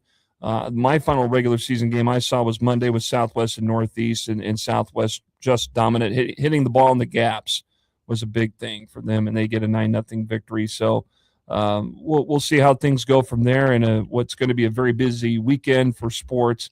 And then we'll have kind of a general idea of what state baseball will look like heading into next week. Yeah, how the heck do you go about covering tonight where it's so many good games, so many potential great matchups, great Lincoln teams to go out and see? How do you personally go about trying to cover all of that and kind of keep your ear to the ground everywhere? Well, guys like Ryan Swanigan and Bobby Hessling have helped out. I'll have that district championship tomorrow with East or Northeast, whoever advances that final, of course. But it's those guys that have put in the work that have done a terrific job this spring. And you look at what baseball has done here in Lincoln the last several years, and it's kind of an untapped resource and has been for a long time for coverage. I've been covering high school baseball in Lincoln now for 22 years, and seeing the growth. I mean, there were some good teams 22 years ago when I got involved in covering it, and now you see what it's like today, and it's a whole different scale, a much larger scale, because the baseball talent in Lincoln has just exploded tremendously, and it's good. It's good for the sport. Oh, yeah. It's good for the schools here in town. Up until just 3 years ago, there wasn't a Class A state champion in baseball since 1977 until Lincoln East won it in 2023, and then finished runner-up in 24, and then they won it again last year in 25. Can East be that team that does 3 state titles in 4 years from Lincoln? I think there's a lot of people that say, yeah, they have a very good shot. What's in front of them? Well, Omaha West Side. What's behind them? It's Lincoln Southwest, Millard North, Creighton Prep. Some of those teams that are really, really good this year and that have got just as much talent, if not better talent, than what they got right now. Quickly here, don't tell me. I feel like I know the answer to this because I know Bobby. But don't tell me Bobby's walking across the stage tomorrow morning for graduation and then doing a high school baseball game in the afternoon. Okay. No. I would not put that. No, Bobby. No, Bobby's got the whole weekend off, and he's got another venture coming up down the road, getting to do sports out in central Nebraska, and of the young broadcasters that I've worked with or seen come through. And I'm going to group Elijah into this. And even YZ, who's come on here for about a year, being here with us in the building. I mean, the dedication that is put in. It doesn't matter if it's covering University of Nebraska athletics or the Lincoln Salt Dogs or even the high school sports in this town. They get assigned a task to cover, and they do it, and they do it well, and they work hard. And Bobby's one of those guys. And I know he's been involved in producing games for the Lincoln Salt Dogs here on this station for the last several years. But tremendous talent, and congratulations to him. Is Justice back in the fall, or is he graduating this weekend? He's graduating, but okay. I think the current plan is he's still going to be hanging out with us for a little bit. So he's still sticking around here for a little bit longer. Mm-hmm. But again, it's amazing what sports media has become in terms of a journalism major. Because it's in demand. There's a lot of people that want to go into that field, and that's nice to see. I wish there were more that want to go into radio news on a more frequent basis, because you're doing double duty, Elijah, and so forth. But Motsy's sitting over there in the newsroom like, man, it's kind of lonely in here. It can get that way. That was just an employment ad. But I digress. But in all honesty, to answer your question, Elijah, those guys have really been helpful to get that, be able to go out there and go cover all these other games. You can't be at every single one of them. And that's where you look at the matchups, like what's going to be the better matchup to feature. And we do that with our regular season stuff, even here on the radio. You look at the games, it's like, okay, what's going to be the good matchup of the weekend? Well, if it's a East versus Southeast football or Southwest versus Southeast football, East versus Northeast basketball, Northeast versus Lincoln High basketball, you have to look at those, because when you look at the preseason assessments and stuff and what you see or hear from your sources, or, you look at other items that come up that shows strength of schedules and so forth and what they got for returners. That's how you kind of base everything and what you put into to lay out a game to cover. Now, do you try to get everybody in there? Yeah, we do. We try to get at least each school 2 times a season in all the sports that we cover. And is it a challenge? Absolutely. We'd like to be there at every game. Yeah, but we're human and we can't, that's just the fact of life. But I mean, we love covering all these games. And, for Nebraska athletics, you can't always, like, if Nebraska men's basketball and women's basketball are playing at the same time, you'd like to have somebody there, both, but you can't do it. You have to pick and choose your battles. With that in mind, when you're picking and choosing your battles, what districts do you have circled this weekend as the ones that you're most keen keeping an eye on? I'm looking at this A2 district because Papillion La Vista and even Kearney are 2 teams that are dangerous teams that could play spoiler to a team like Lincoln East. And that's, let's not forget Northeast either. Whenever you have single elimination tournaments, one bad inning could end your season. Because what if something happens tomorrow with one of these teams that could be in line for a wild card? Does that knock you down a notch or 2? Well, automatically you would think if Westside wins out their district tomorrow, that they could probably win out and get into the state tournament automatically. And let's say if East wins today and they get beat tomorrow, or if they get beat today, let's say, they would be next in line to get the wild card. There are 2 available in baseball per class. And so, there are teams that are hoping that the teams that host these districts win their districts, but there are other teams out there that are hoping that if something happens that, we can get in on that at large bid. But obviously the goal is to win the district tournament. That's first and foremost. Great stuff. I want to have you guys just talk about the development of kids here in Lincoln. I'm looking at some of these stats, and there's some special seasons happening with some of these players. I'm looking at I took all the batting averages, put them together. A kid like Paxton Bailey out of Lincoln Christian, and that's hitting 562 on the season. That's incredible. You've got another kid out there, Grant Dean Dehan.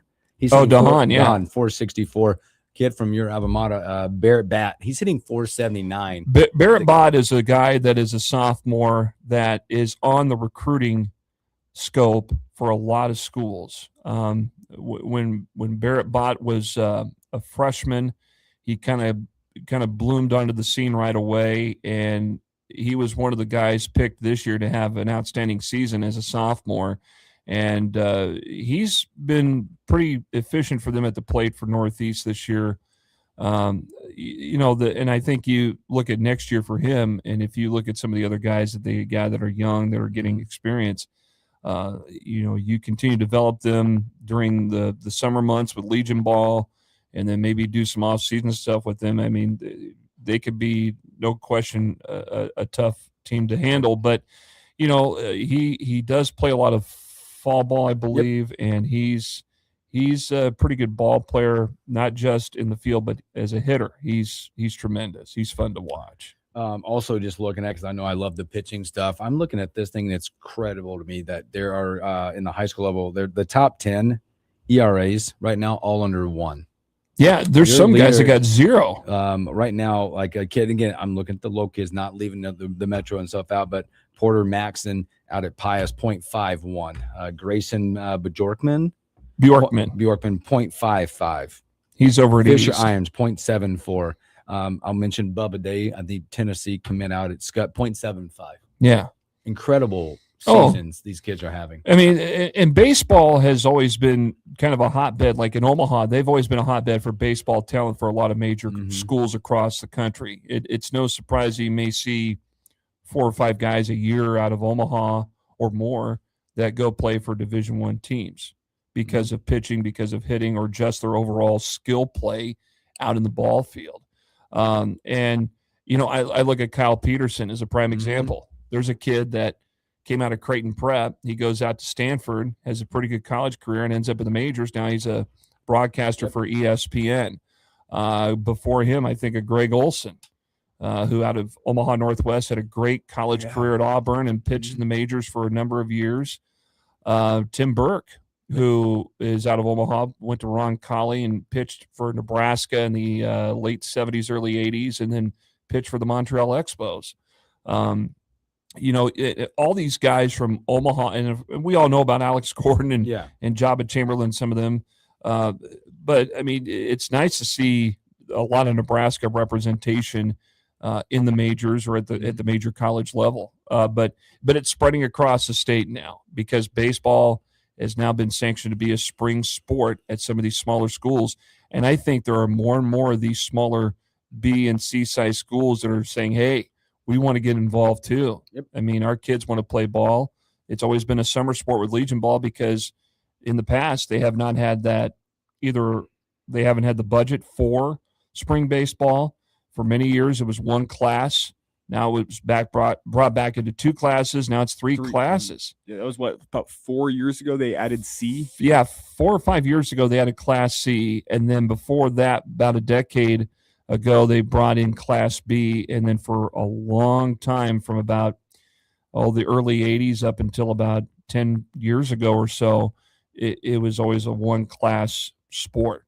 And just because of participation. But it's all over the place. And I think a lot of it has to do with the youth development in particular. Doesn't matter if you're playing like a Junior Salt Dogs or Cal Ripken, Babe Ruth, or you're playing select. That's been the driving force for people wanting to play at the next level in high school. Not to mention the fact, I know you guys are both involved in the youth baseball scene around here, Caleb and Bill. You have a lot more kids, I think, that are driving 30, 40 minutes to go to baseball practice, to go and playing for a team in Waverly or a team in Lincoln or a team in Omaha. We have one kid from Crete, 2 from Wahoo, 1 from Denton. Yeah, these kids come from all over the place. And growing up with my friends, it wasn't like that. Like it was the Lincoln teams had Lincoln guys on it. Right. Now you have guys that come from small towns and getting that development. I mean, like there were some teams, like if there might be a few kids from Waverly or that would maybe from Hickman that would go to Norris that would come in and play Babe Ruth baseball here in town because that was like the league to play in. You had that and Little Chiefs. You had YMCA stuff. But now the different offerings that are around anymore, it doesn't matter. You can go anywhere and still be able to play. And I know there's some people, there's some sticking points, some issues that I have with how travel baseball is currently set up. But one of the things it gives you is it gives kids that come from small towns opportunities to play against other teams because they come from towns that don't have the population to host a youth baseball league, to have a Babe Ruth type thing. They can actually travel around and play. Because for many years, if you play these small towns probably had teams that would go play other small towns. Then you get to the high school level, and the only baseball that was offered was Legion ball. Whereas in Lincoln and Omaha, and Grand Island didn't always have a high school team; they always had the Legion team because everybody was going out for track. But it was always primarily Lincoln and Omaha schools that had the spring baseball and Legion ball, which gave them maybe a little bit more of an advantage developing moving forward into the following season and beyond. But I would say also just to go on the back of both you guys, saying that the investment that Lincoln specifically has made out at Sand Hills, that complex, that whoever's involved in that, I shouted out Kinetic, the investment that was made there from all the youth programs. We talk about like recruiting and stuff, Nebraska, about whatever. You're keeping kids here, and they're developing on fields that are conducive for development, and then also from the exposure side, you're getting people here. Well, that's the other thing, and coming here because I know just something small as my middle kid was playing throughout this. We didn't play in Lincoln a lot. We were up in Omaha until Sandhill showed up. Like, all right, now we can play games here in town. For a long time in Lincoln, for high school baseball, if you played each other in town, like if it was a city team, a lot of the games were played at Sherman. And then if you played teams from out of town, you play at your school site during the day. And then Den Hartog comes along in the late 80s, early 90s. You have 2 options. And then you add in Densmore. There's 3. And now here we are 40 years later, and you look around and you've got multiple places to go play high school ball whether it be at Sherman, whether it be at Den Hartog. Lincoln Northwest is going to get their field up to a varsity level. Well, they are varsity level. They're playing games there, but they're going to get like a press box and stands, and lights are already installed there to where they're going to be playing games there. You'll still use Sherman. You got the Sandhills complex down the street.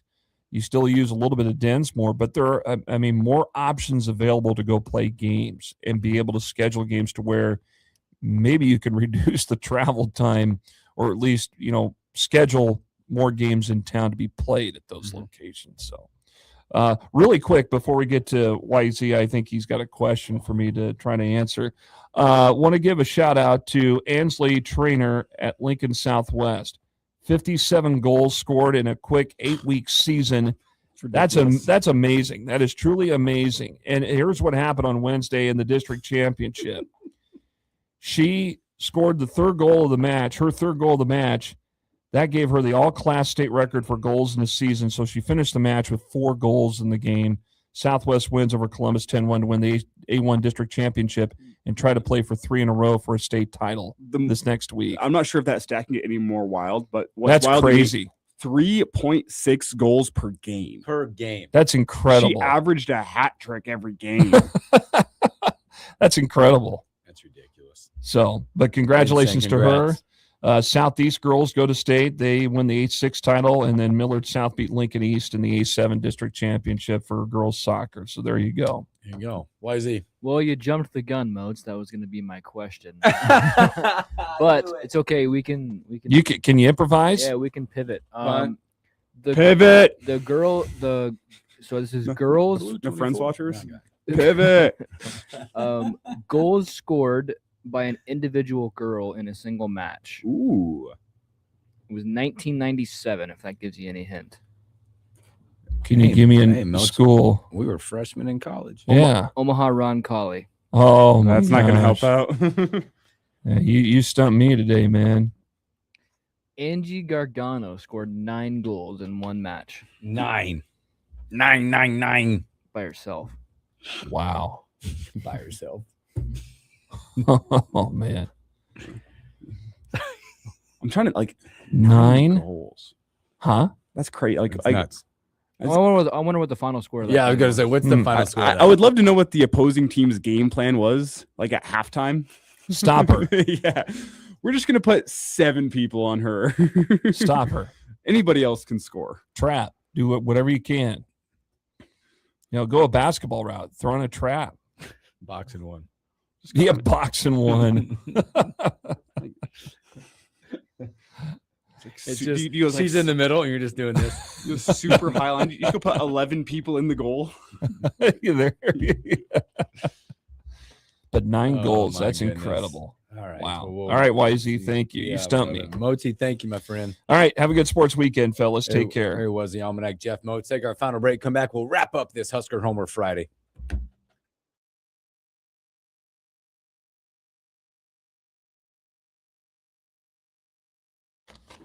All right, I gotta take a call. Okay, they won't. They're gonna be without this. Southwest will be without this. How's your Osprey interview go? Really good.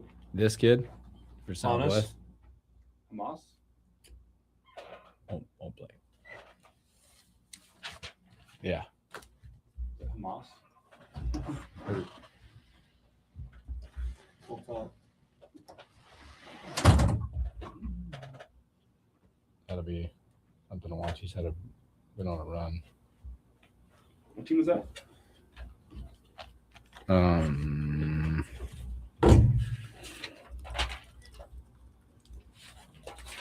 Yeah.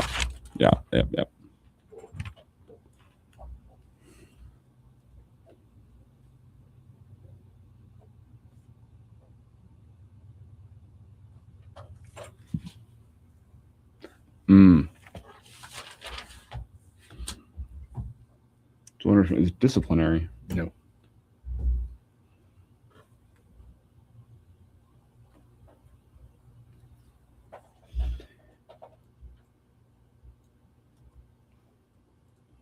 Let's see what's in the lab.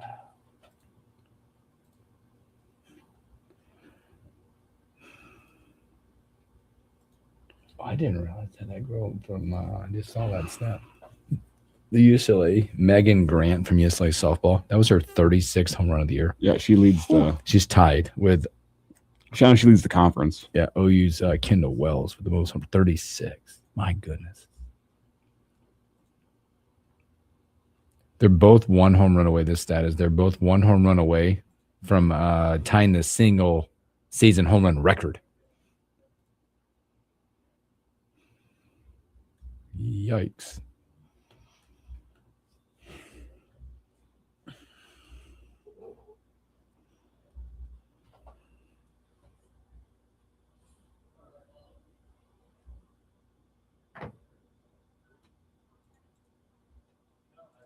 Got what? Like 3 minutes on the clock? 3:30. Here it was. Bang. Yesterday, if you saw it yet. Please look at Yeah. Isn't that incredible? What?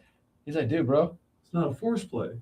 I'm going to go back so you can watch the whole thing. It's just. That's also a pro move from the umpire there is toss that ball to the pitcher. Yo, watch.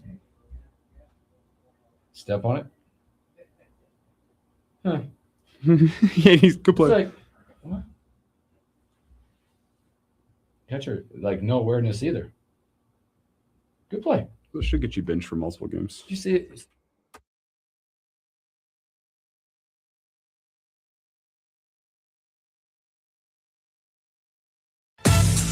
The stories we miss. The Morning Hookup. Welcome back to the Morning Hookup. Special thanks there to the Almanac, Jeff Moat. Few minutes left.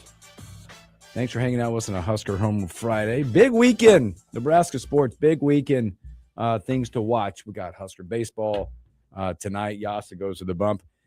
Big last 7 for Nebraska baseball is just 1 foot in front of the other. Go get game 1 in that today at 4:00. Also, Nebraska softball continuing their journey, as their journey's a lot clearer than Nebraska baseball's is right now, as we know that they'll most likely be hosting a couple of different weekends here in Lincoln. I have seen an interesting trend going around here, story that we missed in minor league baseball. Both the Lehigh Valley Iron Pigs and the Madison Mallards have both debuted a new beer zip line at their games. It's for those beer stands out around the concourses. Obviously, they have a little bit less selection in their coolers that they have out there. But to help that, if you'd like a beer that isn't in the cooler, they now have from like the main press box area out to these concourse beer stands, beer zip lines that they can walkie-talkie in what beer somebody would like. Get out of here. And they'll toss the beer on the zip line and send it on down to the beer stand for you. Whee! Yeah, that's awesome. Yeah, man. We need that. I love minor league baseball. Roy McElroy yesterday was 1 hole away from a first for him. He was 1 under yesterday. I saw that 17 consecutive pars until number 18. He hit it. So I watched the round. I was at home. My kid was at home. I got a chance to watch that round. It was the most electric, boring round of golf I've ever seen. If you get a chance, watch him play. He was hitting balls at different angles over trees, carrying insane distances. I think he hit almost every green yesterday in most fairways to 17 straight pars. Yeah. It's a funny exchange he had with Fleetwood after. He goes, I thought about missing that putt on purpose. It would have been 18 consecutive if he missed that, which was not a birdieable hole that he birdied at Koahalo, number 9 yesterday. Yeah. While we're talking golf here, have you guys seen what Ryan Ruffles is doing? Who is Ryan Ruffles? He was supposed to be the next great Aussie golfer. He was like anointed as potentially the best Aussie golfer of all time at 16. Okay. His pro career kind of fizzled out, became a YouTuber, and has done all right with himself on YouTube. He has a golf channel with Jason Day. Okay. But he qualified for the Myrtle Beach Classic here this weekend through a YouTube golf qualifier with a couple other YouTube stars. Now through 12 holes on day 2, he is 5 under on the tournament, 1 under on the day. He is tied for 7th. Wow. Tied for 7th in the championship after giving up on his pro dreams and becoming a YouTuber. Qualifies for this event via YouTube and is now in 7th place. Now in 7th place. Hey, how many JJs is too many JJs on a football team? 1. Does Minnesota have too many? With JJ Jettis? Justin Jefferson, JJ McCarthy. Now, Juwan Jennings. They're JJ. He'll join the Minnesota Vikings on a deal worth $8 million, upwards of $13 million to help their wide receiver room. Have you heard any stories from opponents that have played Jawan Jennings on what he is on the field? There's some like he's not nice. He's a habitual line stepper. Best way to put it. Where everyone is like, he got punched in the nuts last year, and everyone in the league was like, he probably deserved it. You guys are awesome. Thanks for hanging out. He just says heinous things about people's family and friends and kids and whatnot. You guys have been awesome. Thanks for the great week. Thanks for hanging out with us on a Husker Homer Friday. We'll have a ton on Monday. We'll be Husker softball, Husker baseball, Evan Blam's Omaha World Herald. Just so much, whole lot more. Have a great Friday, great weekend. We'll catch you on a Monday.